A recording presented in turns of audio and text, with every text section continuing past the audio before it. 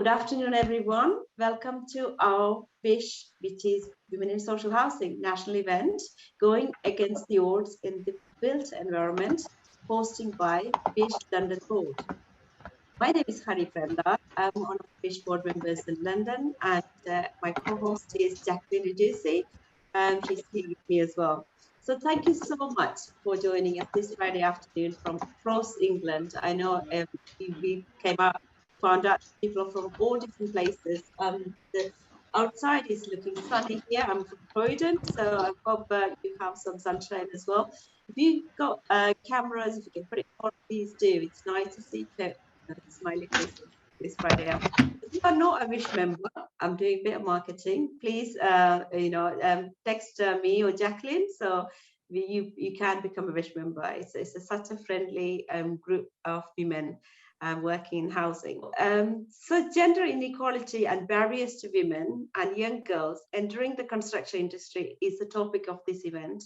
So in this field, women confront numerous hurdles, as it is, you're aware, a male-dominated industry.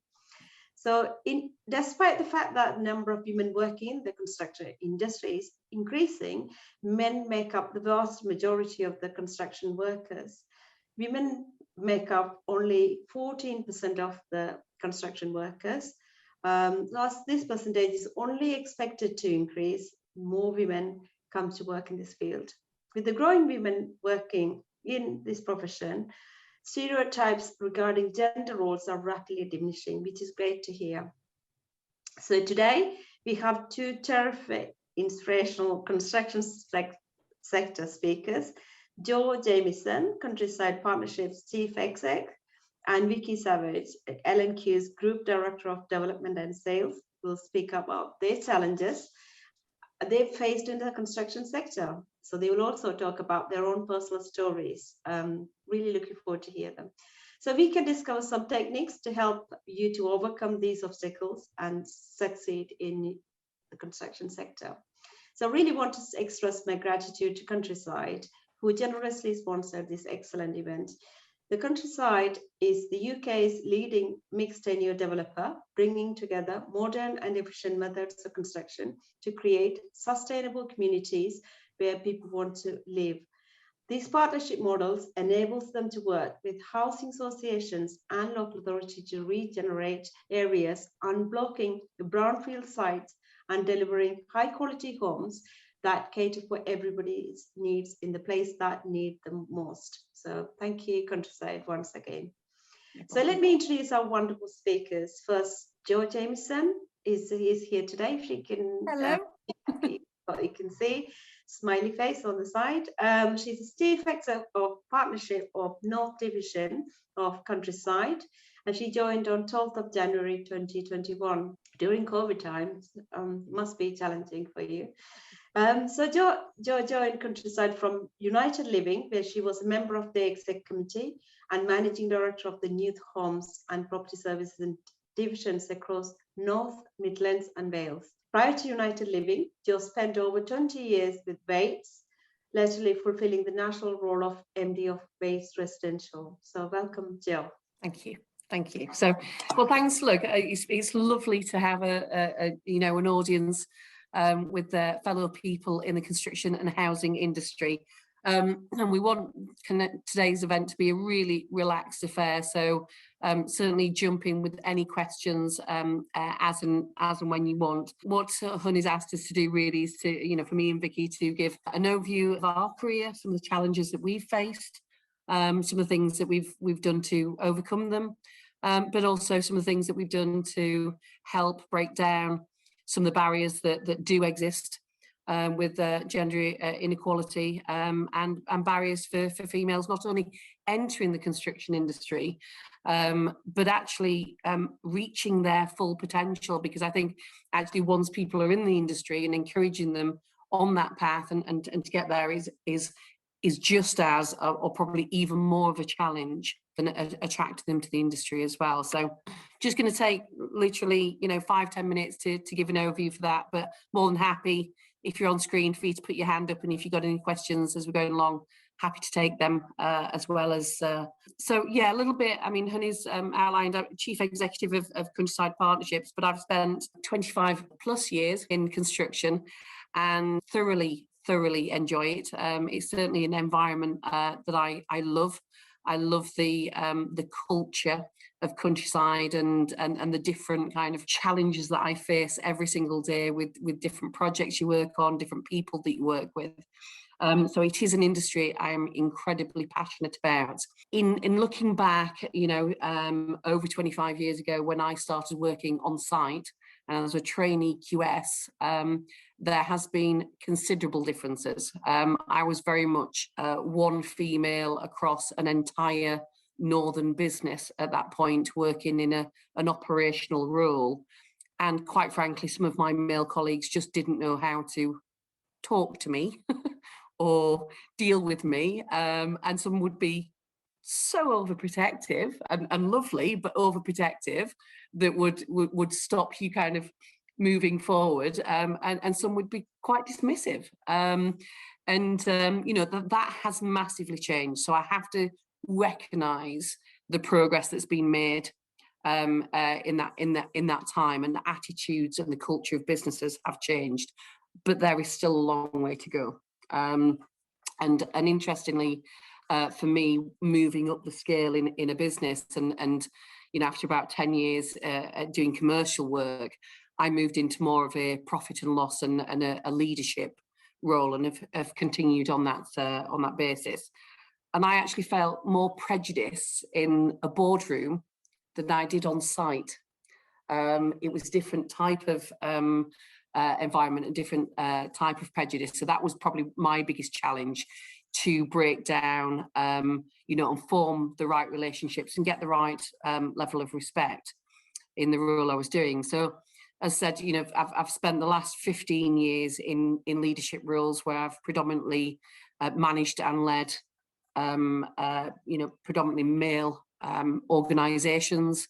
And for the most part, although latterly not, for the most part, executive teams or board teams that have been made up of 80% white British male background. So, you know, that again, that has changed, and I've got a very, very balanced board team now with opposed to gender and background, and it really does make a significant difference to decision making, the quality of the conversations that you have, and just a really good balance of different ways of tackling things, and that really really helps. So a little bit on kind of background. Said I started off working on site in quantity surveying, so really enjoyed that, but different kind of environment. And I think Karen, one of the ladies on before from South Tyneside, I was working in Yorkshire and Humber and the North East, so actually did quite a bit of work up at in the North East as well.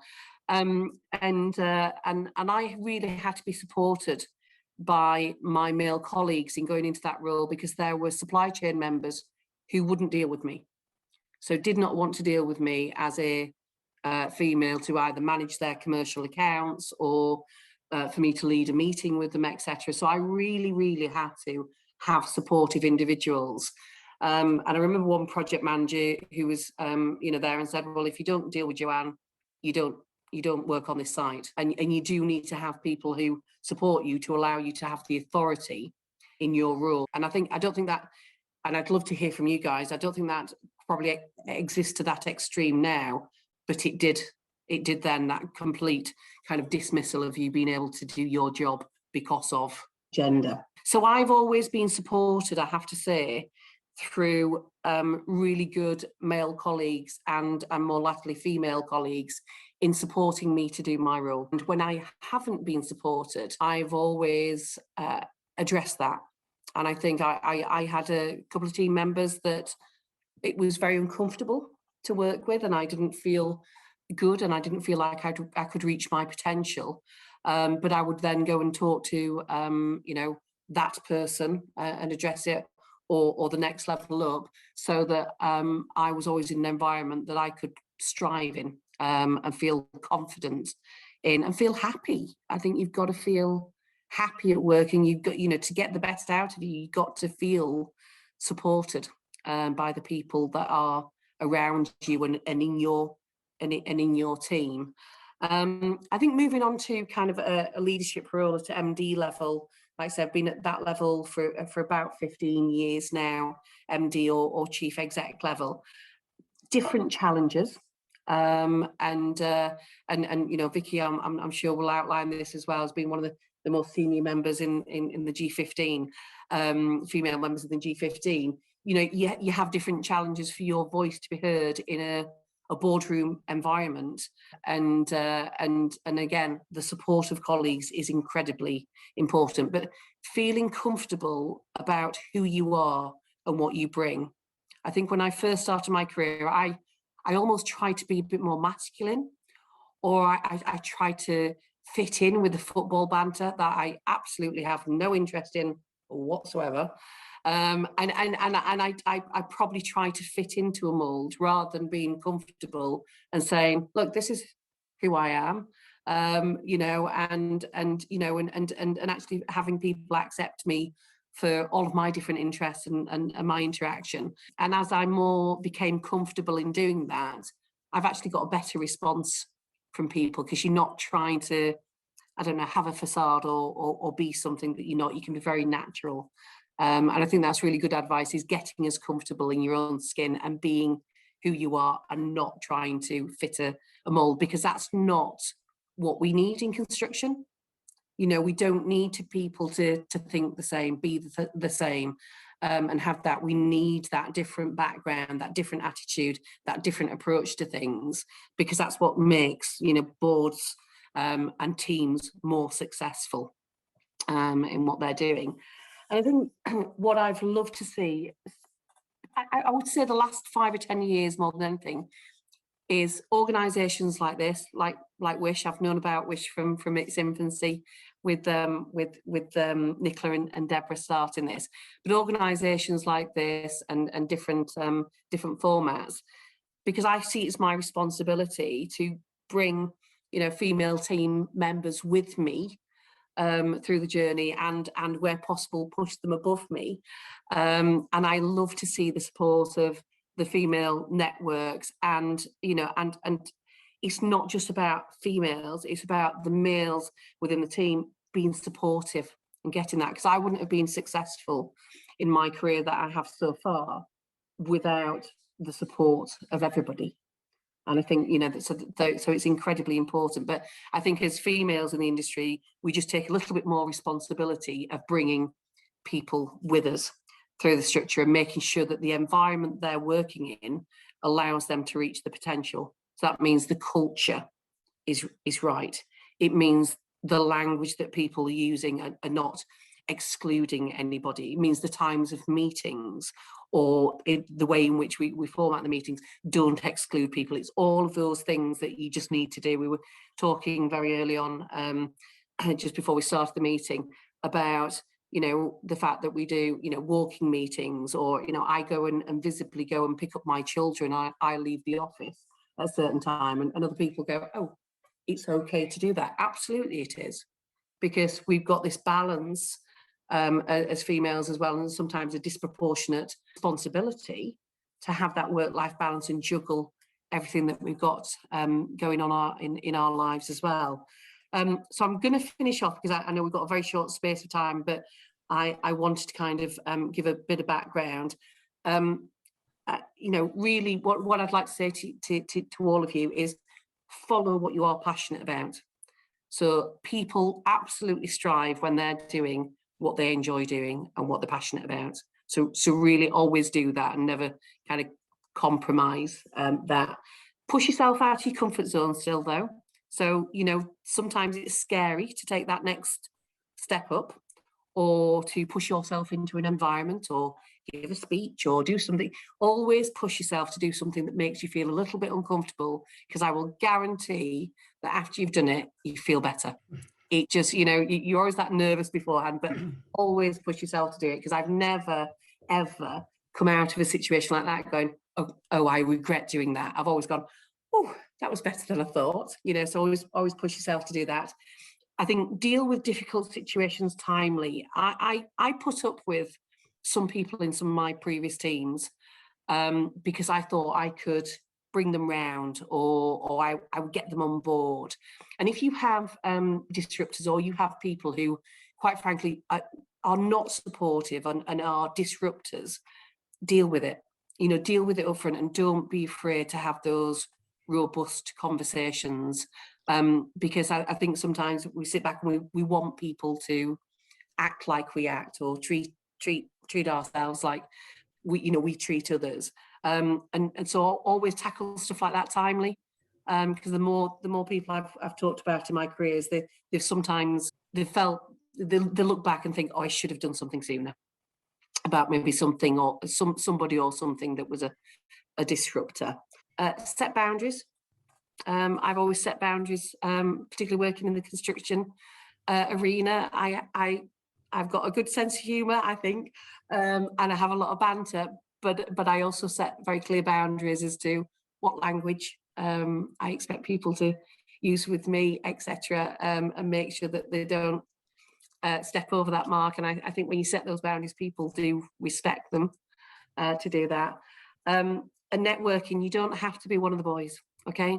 Be yourself, and never try and fit into a mold. And it was a term that Vicky and I used on a previous thing that we did, pay it forward. So as you get into the more senior roles, make sure that you are bringing up the next kind of tranche of ladies within the industry, and really help others, because it's just lovely to see other supportive people in the industry, and it does help. And I'll go back to the point I made before with the founders of Wish, Deborah and Nicola. When I started off as a 19-year-old in a construction company, Deborah and Nicola were somebody that when I went to a different office, they would come up and give me a hug, make me feel welcome, and it made such a difference to me feel comfortable in going somewhere else and somewhere new and stuff like that. So yeah, just be supportive to each other.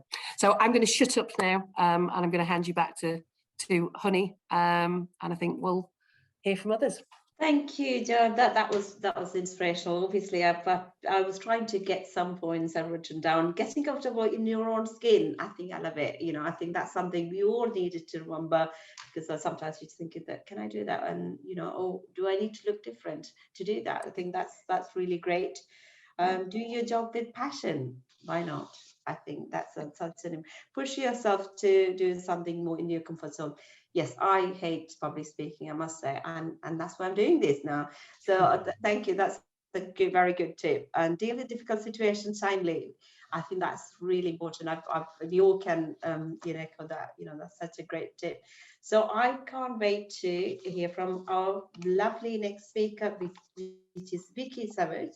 She's responsible for L&Q's development and sales functions from London and Southeast to Midlands and Northwest.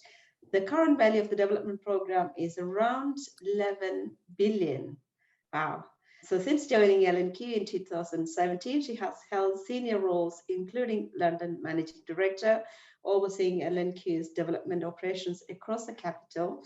And Vicky has worked in a range of affordable housing development roles for over 20 years, and including 30 years at Network Homes, 3 of which as Executive Director of Development.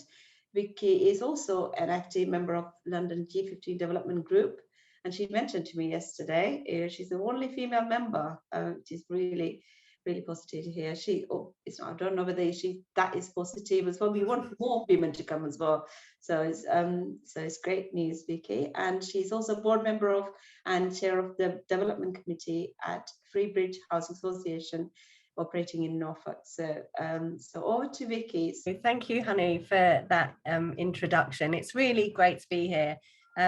Like Jo, I really do believe that we need organisations such as Wish. In a way, it's a shame that we do need these organisations in 2022, but from where I'm standing, things have not changed, and we still need these organisations to help raise the profile and offer support to women in our sector. So as you mentioned, I am in charge of the development and sales programme at L&Q. We are one of the largest housing providers in the country, and last year I was very proud to bring in 3,000 new homes into the sector. So we had the biggest number of new homes in the sector last year. We are quite unique at L&Q in having our own in-house construction company. So we have our own in-house construction company who at any time are building about 3,000 homes, but we then work with the sector as well. So one of our main partners is Countryside. They are a brilliant JV partner. We do a lot of work in JVs. We do a lot of work with Section 106s, we take Section 106s, and we also do contracting. So we've got a real mixed bag. But I do think that running a construction company is quite an eye-opener because it is so male dominated. I think in terms of people that are actually on the tools, it's only about 3% of the workforce. So, and that number is not really shifting, the dial is not shifting. So as well as my role at L&Q, I do serve on the board of another housing association, and I'm on their development committee, which is great. And I think, I would share with Jo that we are really lucky to work in construction and to work in development. I love it. I have great passion for my job. It's a fun job. You work with great people, and at the end of the day, you're building homes. So, whether they're homes for first-time buyers or whether they are homes for those in there, it's a fantastic thing to do. We've got a bit of interruption. Oh, I think it's been turned off. I will carry on. The other thing about me, and it's really important, and I should have maybe started saying this first, I am mum to 3 sons. I'm fortunate because unlike Jo, mine are not at that school age. Mine are young men now. So what I always say to people, you still have the issues of raising children. Those issues don't go away. They just change as children get older.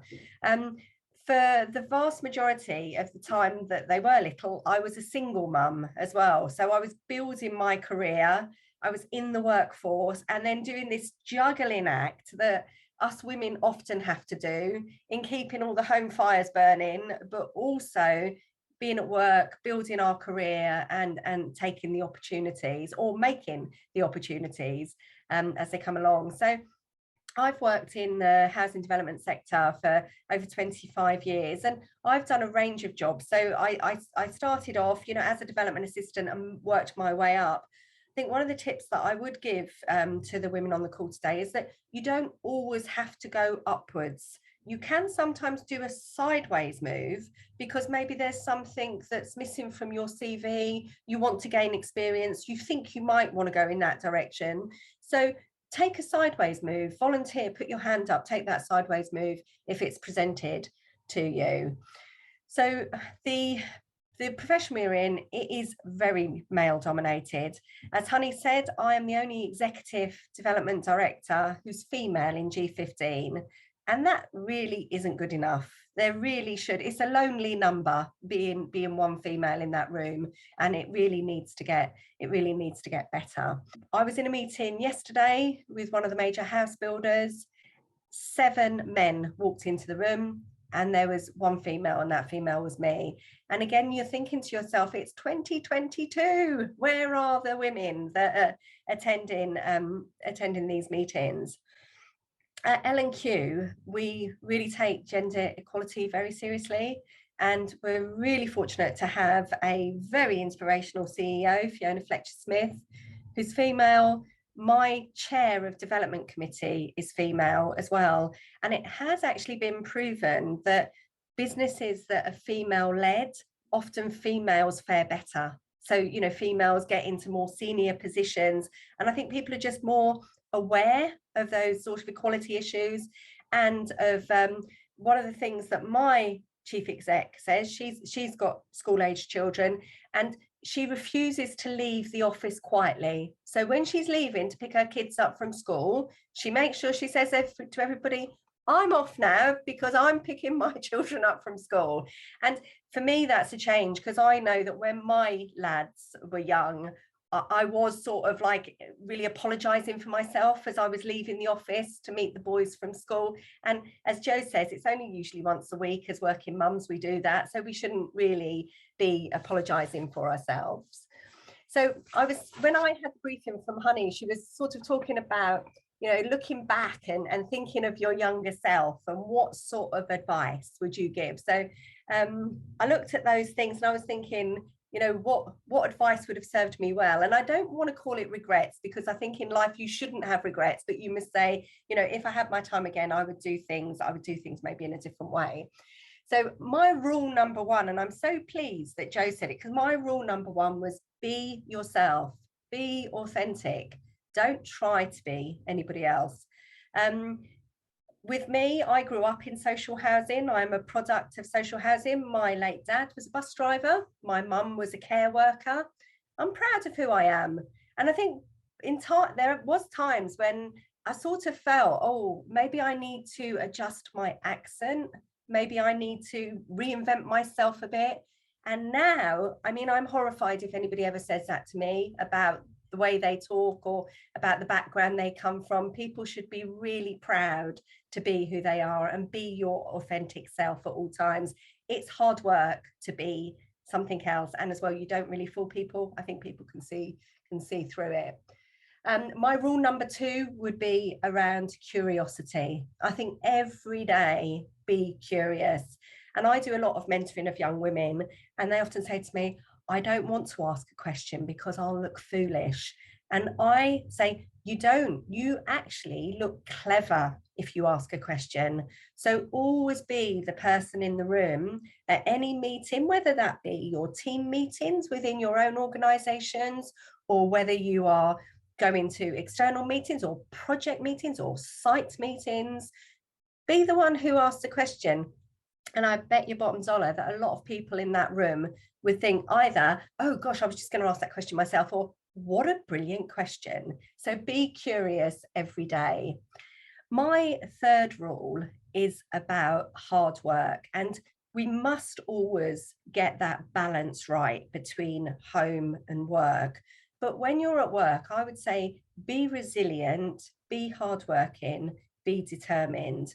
So if there is a project that needs doing, you know, put your hands up, volunteer for those projects, put in a shift, you know, don't sort of expect things to just land on your lap, you know, make sure that, you know, you earn the respect of your colleagues, you earn the respect of your bosses. In saying that, don't be a pushover.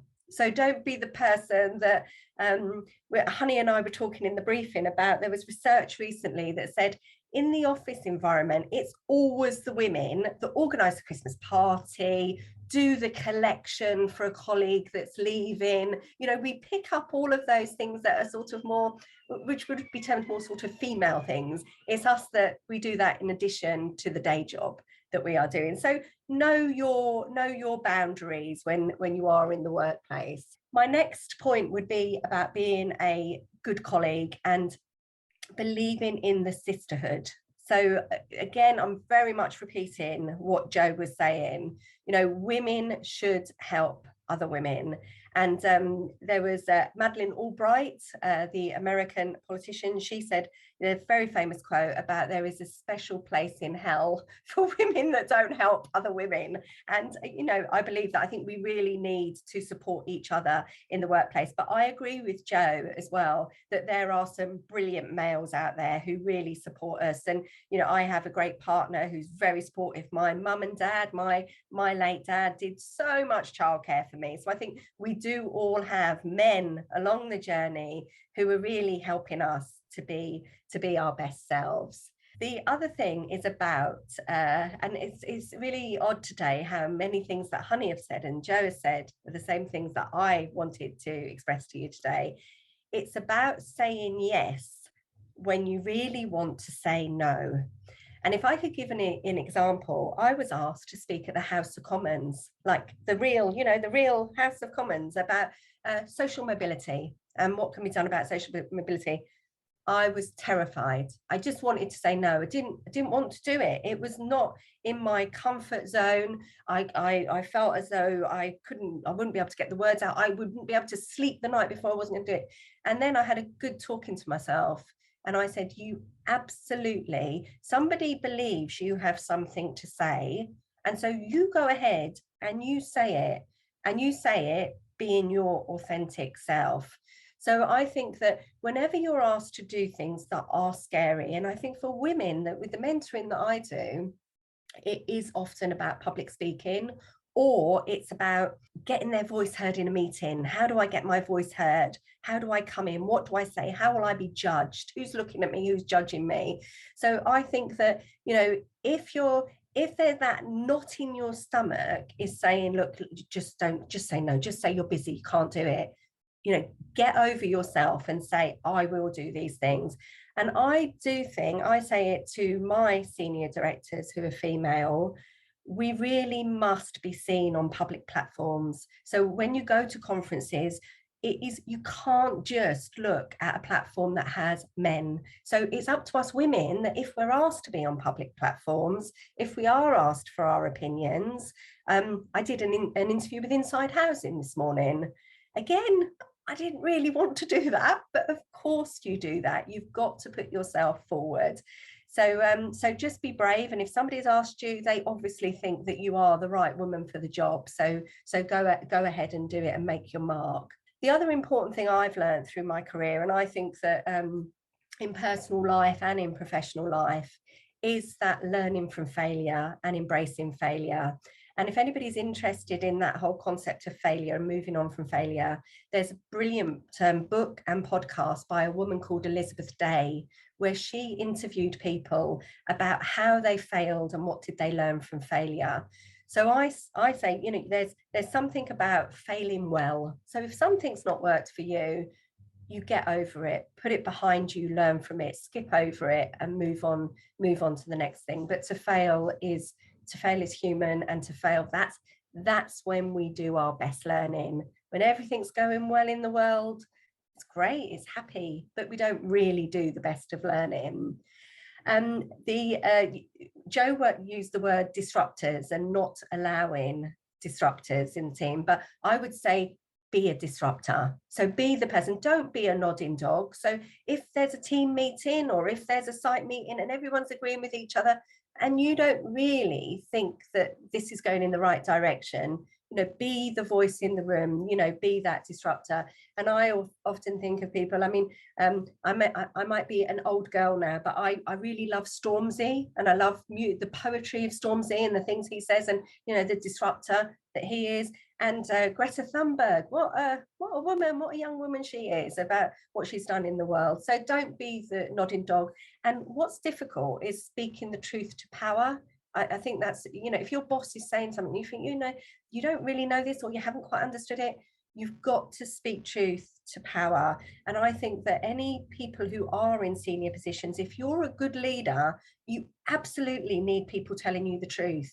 You do not want to be surrounded by the nodding dog. So be brave. My final point, and again, it's come up with Jo's, it's about that work-life balance. When I look back now and I see my little boys are now all great big young men, and I think, gosh, where did that time go? And I did spend an awful lot of time at work. So I think make sure that you always do have those boundaries, that you have your time at work, you have your time at home. And the other thing that's really, really important, and I say it to young women in my office, when you're at home with your children, or when you're at home doing your hobbies, you maybe not have children, maybe doing hobbies, doing other things that are your passion, be present. So don't be dipping in and out of work all the time. Have a proper break from work. About 10 years ago, I discovered Tai Chi. I do a lot of Tai Chi, and my Tai Chi workshops, they are an important event in my work calendar. So if anything else comes in, I'm sorry, but I'm going to my workshop that evening. So I have to be out the door like a greyhound from the office at 5 o'clock, because my Tai Chi workshops are really important. So give personal life and work life equal importance. And I think that sums it up for me, and I'd be very happy to answer any questions that you might have. And thank you for listening to me. Thank you, Vicky. Again, wow, that was another, I don't know, I could just listen to you both whole day. I think it's, even though it's a Friday afternoon. Yeah, I love the words, be authentic, be yourself, be curious, be resilient, yes, hardworking. You know, that's something we can't stop, isn't it? And don't be a pushover. I think I really like, don't be a naughty dog and be a disruptor. Why not? Be brave. I think that's really something we want to, tell ourselves, do these things. Sometimes we have doubts in our head as well. Then I think that's really good. One of the things I think I mentioned to you, because my daughter did civil engineering like a couple of years ago. So when I went for graduation, I noticed it's only like a handful of girls, rest all boys. And so guys, this is still happening. There's still not many women is coming to construction studies even. So there is a need for us to be, maybe going to schools and unis and talk about how we can actually get more women into the industry as well. So Jo and Vicky, that's inspirational, and it's really great to hear. When you hear about they work in construction, they probably have this big different outlook, but the way you're presenting, you don't have to be different, just smile. So you can see both of them smiling and embrace that personal life and children. All of that is really interesting to hear as well. So I am not sure how many questions are coming.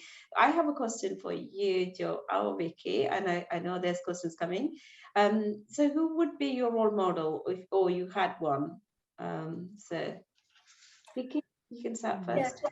I think at different times you can have role models. Like you can work with really, I mentioned earlier, my CEO at the moment, incredibly inspirational woman and very supportive of women in the workforce and equalities issues. I also think of my mother. My mother had she didn't have a high-powered career or anything, but she raised her children in quite difficult circumstances, and she still is like quite a pillar of her community, which is great. So I think that you do find role models along the way, and you hope that you can maybe be a role model. People to be visible and to give your advice freely, and to mentoring, I think is so important. It's a safe space in which women can really flourish and grow. Yeah, I mean, similar. I've got family members. So my big sis is an architect, and she's 4 years older than me. And we all. I've got 3 sisters, so a very female strong contingent, and we are all in construction in some form or another. My dad was a builder. So I think he kind of just ingrained that into us. But I think having my big sis go into the industry first and seeing her progression and kind of following that was always really nice and encouraging to see. But also I think role models, I've got 2 incredibly strong male role models who have helped me in my career in being senior members, a chief exec of a previous organisation, a managing director, who I would say took a chance on me and had actually pushed me forward when I was going, no, I'm not quite ready for that. And they were going, yep, you are. So I've had 2 incredibly good, strong male leaders as well, who've been good role models and continue to be, actually, even in their retirement. And honey, if I can come in there, I am sure they did not take a chance on Jo. I'm sure that Jo was more than ready for that step. And as women, we've got to be really careful thinking, oh, somebody's taken a chance on us. Jo, you most probably were more than capable, more than ready for that next step. Thank you. I think it's really important. I think we did talk about that. I think women need to support each other, and being there for being an ally is really important. So Jacqueline, I saw your hands up before. Do you like to come in and ask that question? Thank you. Yeah, thank you, Jo and Vicky. Fantastic insight into the world of women in that constructive field. And my first question, really, Jo, it was to you around particularly the situations where you felt you're the only woman in the room, and as much as that confidence is there, whether you have to constantly remind people in that way. And the reason I say that is up until yesterday, I was in a session with the board members, and I had an older board member, and they just don't get it, that it's now a sort of a women's world as well. So my question really, do you still experience that, and how do you manage it when you have those encounters? Yeah, I mean, definitely, you know, similar examples to Vicky. Many times I walk into a room, whether it's a round table discussion, whether it's executive board meetings, whatever it be, and you are the sole female still within that. And I probably use humour to get my point across a lot of times, because sometimes you will walk into a room and, you know, the conversation is you can be excluded from a little bit with that. So I will use humour to kind of get myself into you know, a situation, or be quite blatant and just go, oh, I've got no interest in that, and, you know, can we talk about this? You know, but I also think that it has benefits as well sometimes, because, you know, sometimes being the only female in the room, people remember you. People notice you more. People do listen and treat you differently. So I've always then said, okay, I've got a bit more of a platform here, and I'm going to use it. So yeah, I think just it goes back to my first point. Feel comfortable. You know, just because you are the only female, sometimes we make up maybe the chatter in our own heads as to it being a barrier, and actually just take it as an opportunity to go, well, if I am different, great. And I'll take advantage of that. No, that's useful. The other thing I would add to that is there's an implication that we have to be extrovert to be able to conduct in that role, and you can be an introvert and still have a leadership role. Yeah, and when you said around, you know, the humour, people, you know, if you're an extrovert, sometimes you just want to say your piece and go away. So it's just but that's useful feedback. But Jacqueline, I have done, as probably many of you done, every kind of leadership profile and Myers-Briggs, and so to let you into a secret, I am predominantly introvert, but my body language is extrovert. Exactly. So, but actually, absolutely, and so how I present myself, you know, I can come across as confident like that, but I also get that. I get those nerves. I worry about things, and I am an introvert, and so it's the comfort zone thing of saying I have to push myself to do things where I have to be a little bit of an extrovert sometimes. You know, not this one. I'm enjoying this. You know, but yeah, I think, you know. So sometimes you look at people and you think they're an extrovert, or you think they're uber confident in what they're doing, and actually they're not. They're exactly the same. They feel exactly the same as you. And when you talk to them behind the scenes, you go, oh, that's really nice, actually. That's brilliant. I think that echoed on what Vicky was saying earlier around that, you know, when you talked about the inside housing article, it's like, oh, I don't want to do it, but you do it and you realise that, you know, it's something that you could do quite capably. And I think, similar to you, I work with I mentor young children as a coach, and I find that, you know, even as a coach, the biggest issue is confidence. And if we can sort of put that behind us, say, you know, just get on with the job, I think us women will be in a stronger place. Yeah. It's sort of that thing about being your own worst critic. Absolutely. And you really have got to shut up those negative voices, you know. Jacqueline, in regards to your first point as well, I do think that if you are in a situation like a regular meeting where you feel you're not getting your voice heard and stuff, you can have a word with somebody else in that meeting that you trust and just say, you know, I find that this board member is maybe ignoring me, or, you know, or something like that. I often do it with my finance director, actually. We go to meetings and the house builders want to talk to him rather than to me, but he really helps me with that because he keeps directing. So they'll ask him questions and he puts them to me because I trust him, and I've said to him, look, they're not directing their questions to me, and he says, we'll sort that, we'll do it. So find your allies, you know, speak to people about it. Totally agree with that. Yeah, interesting. Yeah, thank you. And so what's your next, you know, obviously you're in the position of exec or CEO positions. In the next 5 years, what's in the pipeline where your goals are? What do you like to do? Yeah, I mean, I've always approached my career in very much, I've never planned, never ever planned. I've never said I want to be this as in a kind of title or role and something like that. I just want to be bloody good at what I do, and so that's always my attitude is I want to continually improve at what I do, and if that brings another opportunity, great. And if I want that opportunity, I'll go for it. But my attitude is just be brilliant. You do strive to learn every single day. I do learn every single day, and the moment I say I'm good at something, I'm probably not. So I think it's just that's my attitude.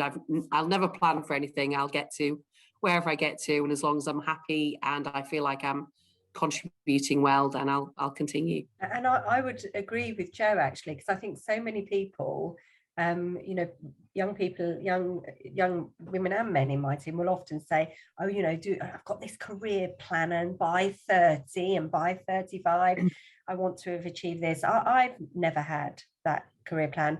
What I have always done is, been aware of opportunities, or been aware of like a project that I think will really enrich my CV, and so being involved in that project. But I don't, I think maybe some of the management consultants will say to you, you need to have this set down, logical career plan. But I think life isn't like that. And as I said earlier, to do a little sideways, to maybe go up, there's nothing wrong with that. It can really enrich your career. And I would say, long as you're learning and long as you have passion for it, the day you wake up and you don't want to go to work, find yourself another job. Do yourself a favor and do your company a favor. If you're not enjoying your work, move on to new challenges. Yeah, I don't know, Vicky, just to reinforce the point, you said it in your section as well about volunteering for initiatives. It's one thing that I've always done. And I think it's actually what pushed me more into doing the overall leadership role, because the more I got involved in different parts of the business outside of just commercial, the more the kind of control freak in me wanted to influence that and influence different things, and it made me want to take charge of more things and be part of that change. So I think the more initiatives you do, and as I say, stepping sideways as well, I think is great advice, because otherwise you just look at things in the role that you do and you don't get that wider picture. But the initiatives do get you exposed to different teams, different challenges, etc. So always put your hand up for those, always. Thank you, Jo. And can I actually ask a question, but this is more towards those starting out in their career. So I recently started my career, and one thing I found is you come in with so much drive and excitement, and there's so much to learn, and you really want to dive in. But sometimes, an example is last week I was at a conference, and when I walked in, it was just a bunch of men in a suit. And I had all these questions, these people I wanted to approach, and my heart just started racing, and I almost froze, because you almost felt like you were really standing out and almost very small, if that makes sense. So I think it's, especially when you're trying to manage a career you just started out in, is finding that balance of really being sure of yourself and showing you're confident, but also getting over that internal, as you guys spoke about, voices in your head of you're just this small person in a room. So any kind of feedback on how to overcome those would be appreciated. Yeah, look, Anna, I think from my point of view, I went to the Institute of Directors when I was 20 years old, and I was asked to stand up and introduce myself. And all you had to do was introduce yourself and say a couple of things. I was absolutely petrified of something so simple. And, but again, it's what I said in my section. I forced myself to do it, and I had to force myself to do it. And then I sat down and went, that was really easy. I think just going into a room and, make eye contact, you'll see the friendly faces, you'll see the people, and just approach somebody. And the worst 2 minutes is that initial approach to go and talk to somebody. And, most 99.9% of the people in that room will be so welcoming, so lovely, so supportive. They're not against you. They're not, there's no kind of agenda there. You come across very few people in life who are the other way. And we remember them, obviously, but, so I would say just take that first step to ask that question, because, 99% of people are absolutely supportive. And once you've got over that step of that first question and start a dialogue, the weight's just lifted off you. Or as Vicky said before, maybe contact somebody beforehand who's there and arrange to see them and just reach out to somebody beforehand, so you don't feel like you're walking into a room on your own. I used to do that. I used to, you know, message people and say, I see you going to so and so. I am, you know, it'd be good to meet up, and I'll go find them out, and then that would be my in to a wider group of people. I think especially in that conference setting, because one of the main things about conferences are it's all about networking. So people are there. They want to meet you. They've come to meet you and to meet other people like you. So I think that it is just, you know, being brave and going up, introducing yourself. And in a work conference, it's quite easy because you've got your opening line. You say who you are and where you work. There you go. That's the opening line done. And as Jo said, somebody else will pick up that conversation and it will begin to flow. Thank you. Thank you, Anna. That was really brave, because I must say, asking questions in these sort of sessions, I always say, you know, like someone, Jo or Vicky said, you know, you always say, put your words, oh, I'm not going to ask because it's embarrassing. But, you know, it itself is showing that you are actually trying. That's trying is the first thing, and then it will just work out. Because I remember I'm in the board of a housing association I joined like 4 years ago, and when I went the first time meeting, there lots of people were a lot older than me, and in not many faces looking like me. So I was really sitting there for a few meetings, not asking anything, even though I want to ask the questions in that board meeting. I think, how am I going to ask that? Because I don't know what they're going to think, you know, or maybe looking stupid or something like that. I kept, you know, then it took me a while I'm going to ask that question. And then it really, you know, built over the time. I'm really proud to say, like 6 months ago, I've been chairing that the board has become. So it's really pushing your limits, and trust me, people will support us. And I think that's something. I do have so many mentors in my life over the time, in different times. Well, currently my two daughters are my main mentors, because they say public speaking, they say, Mom, don't say that, or say this, and things like that. So you would be learning, you know, do ask. People are there to help. And I know various mentoring platforms as well there. I know Oyster Partnership, they're the recruitment agency, they have a new scheme called Leading from Front, and they're looking for women in public sector wants to be mentors and mentees. And I'm doing mentoring with one woman in the sector. So it's something I would say is do ask help, because don't afraid to ask help, because everybody wants to help each other, because we've all been supported one way or the other by someone in our career as well. So it's just ask, you'll be fine. Hey, yeah, I was just going to add from my comments before. I started in the street cleaning, ground maintenance and construction industry when I was 17, and I was a manager at 25. And I've really loved the industry and felt I've been supported by my colleagues throughout. I have noticed in all my jobs that when we go out to advert, there's just not as many females apply for the jobs. I don't know if that's something that you've come across as well, because obviously the interviews are open, the jobs are there for everyone, but there doesn't seem to be as many females apply for the posts. I do think it's really difficult, because, you know, there isn't that talent that's coming through in our industry, you know, and I think that there is a real recruitment crisis anyway. I mean, we go out for jobs and we're not getting any applicants, let alone women coming forward. We're just getting no applicants for the job. So such is the recruitment crisis that we have at the moment. So I mean, I would say that, you know, there's certain roles at L&Q, there are certain senior roles that if women apply, they usually get interviews. So I think you can look at CVs and say, well, if I do have a woman, I'm going to take a chance here and give them an interview. To give them an interview to test them out against others in that field, you know, and I think that that's very helpful.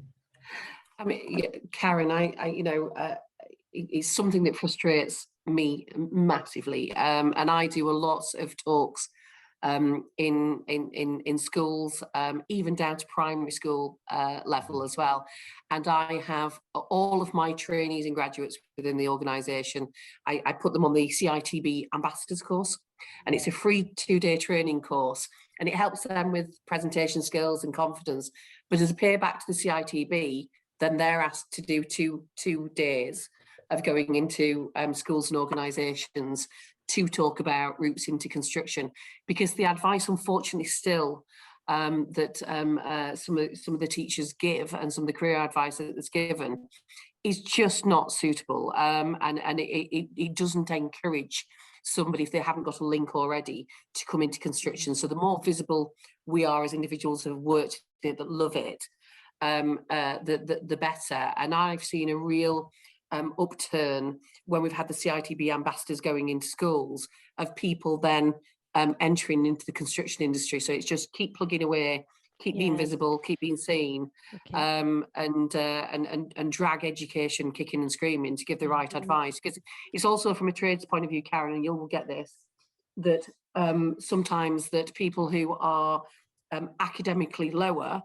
are advised to go into trades as if it's a lesser role.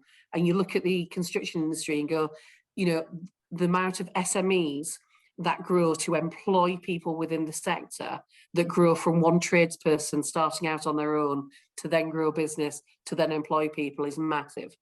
And so yeah, take advantage of wherever you can to talk in schools. We do offer work experiences, and we've been working with a local college, and we have them.